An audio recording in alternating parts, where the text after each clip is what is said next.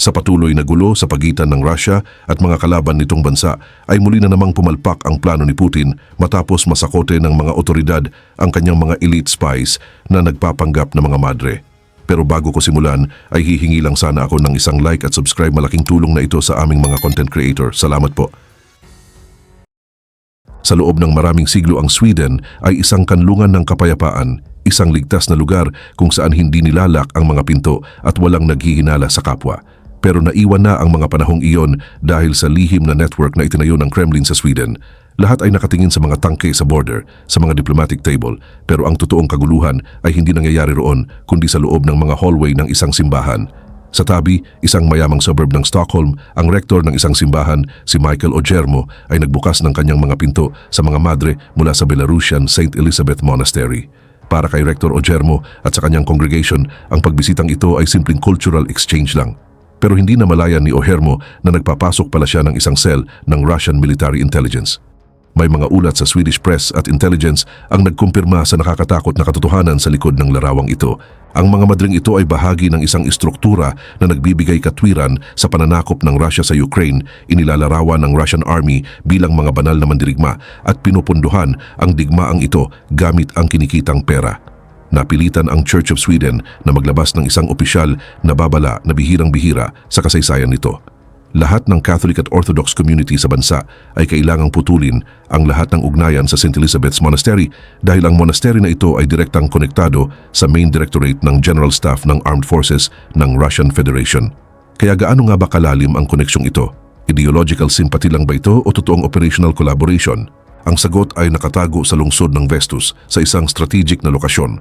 Ang Stockholm Vestus Airport ay may isa sa pinakamahabang runway sa Sweden at isang kritikal na pasilidad na kayang magsilbing backup capital logistics sa panahon ng krisis. At 300 meters mula sa pasilidad na ito, sa runway at mga hangar, tumatayo ang Kazan Holy Mother of God Orthodox Church na may malalaking gintong dome. Ayon sa mga city official at security expert, masyadong perpekto ang lokasyon ng simbahan para maging aksidente lang. Ang lugar na ito ay ideal hindi lang para sa pagsamba, kundi bilang isang surveillance point para bantayan ng air traffic, mga military shipment at mga dumarating sa rehiyon bilang bahagi ng NATO integration. Hindi basta haka-haka ang mga hinalang ito. Ang Swedish Security Police na SAPO at mga lokal na otoridad ay may seryosong concern na ang simbahan ay maaaring gamitin para sa signal intelligence o surveillance. Pinunduhan ng mga foundation na konektado sa mga Russian nuclear energy giant tulad ng Rosatom, ang mga istrukturang ito ay mukhang spiritual sanctuary sa labas. Pero sa loob, may posibilidad silang maging high-tech na forward outpost. Bukod pa rito, ang mga aktibidad ng Zenans ay hindi lang limitado sa Sweden. Ang ugat ng network na ito ay mas malalim pa mula Belarus hanggang Moscow. Ang St. Elizabeth Monastery ay isang alay ng rehimen ng Belarusian dictator na si Lutsenko. Ipinapakita ng pagsusuri sa flowchart ng mga pundong na kokolekta ng monastery na ang pera ay inililipat sa mga occupying force tulad ng 58th Army ng Russian Army sa ilalim ng kunwaring humanitarian aid. Mga litrato na inilathala sa Swedish media at sa Telegram channels ang nagpapakita ng mga madre mula sa monastery na bumibisita sa mga sinakop na lugar sa Ukraine na kasuot ng bulletproof vest at military helmet. Pinapalakas ng mga madre ang moral ng mga Russian soldier at nagdadala ng supply at kagamitan para sa kanila. Mas lalo pang interesante ang technological side ng network na ito. Ayon sa mga ulat, ang nakokolektang pera ay hindi lang ginagamit para sa pagkain o damit, kundi pati sa mahahalagang teknolohiya ng modernong digmaan tulad ng Starlink satellite terminal, thermal camera at commercial drone. Kahit sinubukan ni Father Ojermo na paliitin ang issue, sinasabing may ilang tao lang na dumating at bumili ng kaunting item na hindi kayang magpondo ng digmaan, hindi lang isang simbahan ang saklaw ng network na ito. Ang maliliit na bentahang ito na ginagawa sa daan-daang lugar sa buong Europe ay nagiging isang malaking gray budget. Ang budget na ito ay umiikot sa cash, iniiwasan ang sanction at radar ng banking system at pinapagana ang war machine ng Moscow. Bukod dito, hindi lang material ang panganib kundi pati psikolohikal at panlipunan. Ginagamit ng Russia ang mga madring ito bilang soft power ambassador.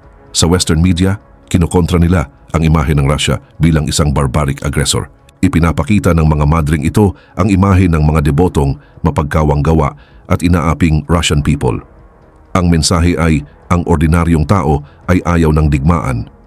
Pero ang mga strategy na ito ay seryosong problema para sa Sweden. Sa oras ng krisis tulad ng tensyon sa pagitan ng Russia at NATO sa Baltic Sea, isang simpleng electronic warfare device o signal jammer na inilagay sa church tower ay pwedeng magparalisa sa operasyon ng airport, o ang mga kagamitang itinago sa basement ng simbahan ay pwedeng magsilbing logistics depot para sa mga sleeper cell. Ang hinala ng Swedish Security Authority tungkol sa surveillance at intelligence gathering ay simula pa lang ng malaking problema. Ang tunay na panganib ay ang posibilidad na ang mga estrukturang ito ay maging fifth column na nagdudulot ng kaguluhan sa loob ng lipunan sa panahon ng krisis. Inaatake ng strategy ng Russia ang pinakasensitibong bahagi ng Western democracy, ang kalayaan sa relihiyon at konsensya. Ang pilitin ang isang estado na isara ang simbahan o paalisin ang mga madre ay isang propaganda victory na agad para sa Moscow. Kasalukuyang hinaharap ng Sweden ang dilemang ito, security o kalayaan. Pero ipinapakita ng ebidensya na para sa mga madring ito, ang pananampalataya ay hindi ang layunin kundi isang paraan lang. Para sa kanila, ang simbahan ay hindi bahay ng Diyos kundi sangay ng General Staff. Lalo na sa panahong ang mga grupong nakatuon sa sabotage at assassination tulad ng GRU's unit na 29155 ay nagpapalawak ng aktibidad sa Europe. Hindi pwedeng baliwalain ang posibilidad na ang ganitong network ay nagbibigay ng logistical support. Maaaring hindi ang mga madre ang nagtatanim ng bomba, pero maaaring sila ang nagbibigay ng ligtas na tuluyan sa ahenteng nagtatanim ng bomba, naglipat ng pera sa kanila o nangangalap ng impormasyon tungkol sa target area. At ang mga madring ito ay mga courier na nagdadala ng pinakaimportanteng piraso. Kaya paano nga ba gumagana ang isang simbahan na parang intelligence agency? Para masagot ito, kailangan nating magbalik tanaw sa panahon ng Cold War. Kahit opisyal na tinitingnan ang relihiyon sa Soviet Union bilang opium ng tao, hindi kailanman binaliwala ng Estado ang kapangyarihan ng simbahan. Mula pa noong panahon ni Stalin, ang Russian Orthodox Church ay napailalim sa mahigpit na kontrol at pati pamamahala ng KGB. Mga Soviet archive na binuksan noong 1990s ang nagpakita na maraming high-ranking na pari ay mga KGB agent na may codename. Ang mga dokumentong nakuha sa Swiss Police Archive ay nagpapakita na si Patriarch Kirill na kasalukuyang namumuno sa Russian Orthodox Church ay nagtrabaho para sa KGB gamit ang codename na Mikyov habang naka-assign sa Switzerland noong panahon ng Soviet. Ang papel ni Kirill noon ay makapasok sa World Council of Churches para palambutin ang kritisismo ng West laban sa Soviet at itaguyod ang posisyon ng Moscow sa mga issue tulad ng nuclear disarmament. Kaya ang sitwasyong nakikita natin sa Sweden ngayon ay hindi isang aksidente, kundi pagpapatuloy ng isang tradisyong dekada na ng Estado. Sa panahon ni Putin, lalo pang naging magkaugnay ang relasyong ito. Ginawa ni Putin ang Orthodox Church bilang pinakamahalagang daluyan ng Ruski Mir Doctrine, ang imperial vision ng Russia. Ayon sa doktrinang ito, anumang lugar kung saan may nagsasalita ng Russian o may nagsasagawa ng Orthodox faith ay natural na saklaw ng impluensya ng Russia. Para sa mga intelligence service tulad ng GRU at FSB, ang mga simbahan ay perpektong operational center na hindi ginagalaw, hindi pinaghihinalaan at madaling makatawid ng border. Ang isang pari o madre ay hindi kailangan ng diplomatic passport. Malaya silang makakagalaw sa loob ng Schengen area sa kunwaring religious visit. Nakakabuo sila ng tiwala sa mga komunidad at nakakakuha ng mahahalagang piraso ng intelligence mula sa ordinaryong chismis. Mas malinaw na ipinapakita ng halimbawa ng Estonia ang laki ng panganib na ito. Pinaalis ng Estonia ang metropolitan ng Russian Orthodox Church na konektado sa Moscow Patriarchate dahil itinuturing siyang banta sa national security. Sa parehong paraan, nabunyag na ang mga madre sa Narva Cathedral na talagang nakatira sa Russia at nakikinabang sa European Social Assistance gamit ang kanilang Estonian Residence Permit ay nagbibigay ng logistical support sa Russian Occupation Forces. Pero hindi lang dito nagtatapos ang mga halimbawa ng Russian spy network. Halimbawa, si Jan Markalik. Dati siyang ipinakita bilang golden boy ng European financial world. Ang Austrian executive na ito na nawala matapos ang Wirecard scandal ay ngayon binabanggit na sa Western intelligence at prosecution file na may ganap na ibang pagkakakilanlan. Isa na siyang high-value agent na matagal nang pinoprotektahan at ginagamit ng Moscow. Ang kahalagahan ni Markalik ay hindi lang dahil isa siyang tumatakas na financier, kundi dahil sa kakayahan niyang isama ang kanyang financial engineering skills sa mga lihim na operasyon ng Russian intelligence sa Europe.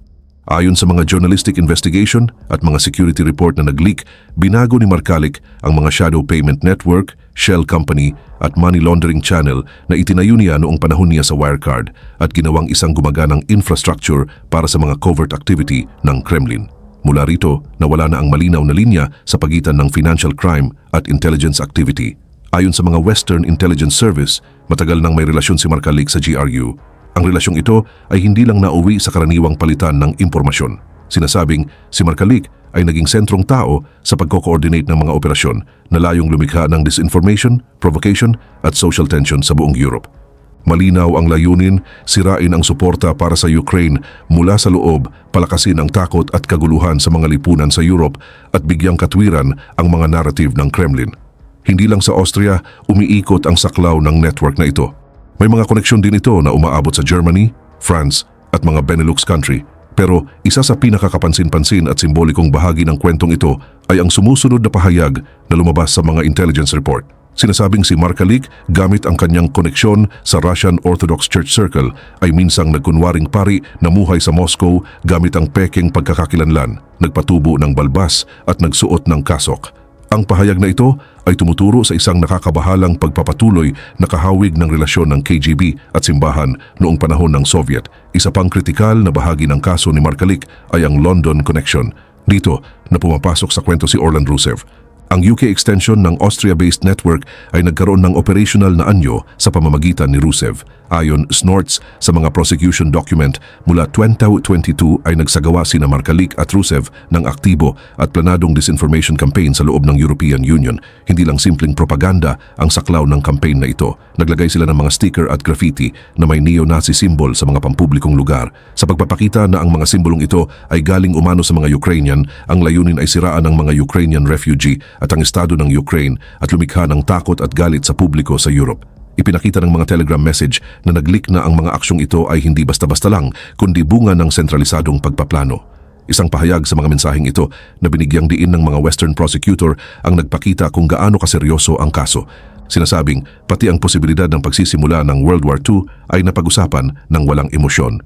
Ipinakita nito na ang Russian intelligence ay hindi lang basta nangangalap ng impormasyon. Layunin nitong guluhin ang panloob na balanse ng West sa pamamagitan ng kontroladong kaguluhan at provocation. Isa sa paraan na ginamit ng Markalik-Rusev network ay ang paglikha ng mga peking website na ginagaya ang Azov Regiment ng Ukraine. Layunin ng mga site na ito na ihanda ang digital space para sa rhetoric ng Kremlin tungkol sa paglilinis ng Ukraine mula sa mga Nazi. Ayon sa mga journalistic investigation, ang mga elementong konektado sa FSB ay direktang nagrekomenda na dagdagan ang content ng mga simbolo tulad ng swastika.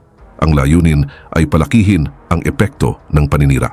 Ang pag-aresto kay Rusev, isa sa mga lantad na mukha ng network sa London, ay nagbunyag kung gaano nakalayo ang narating ng istrukturang ito.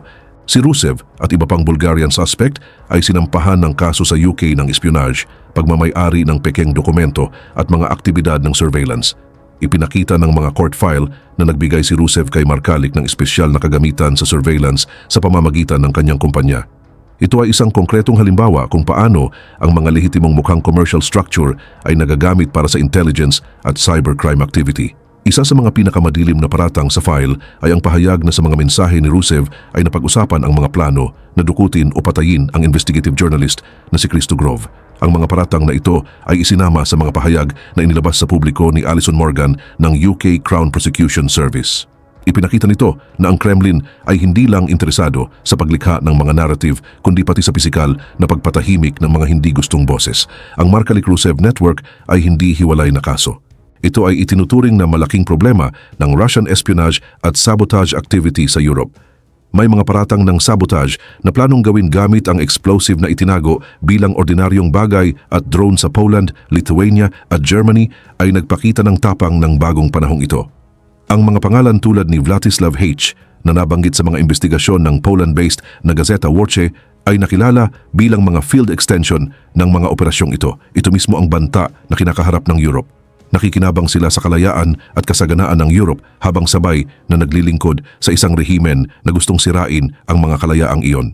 Ang mga Zidnon sa Sweden, mga Bulgarian agent sa London at mga may hawak na saboteur sa Poland, lahat sila ay mga foot soldier ng iisang hybrid war, iisang hindi nakikitang hukbo.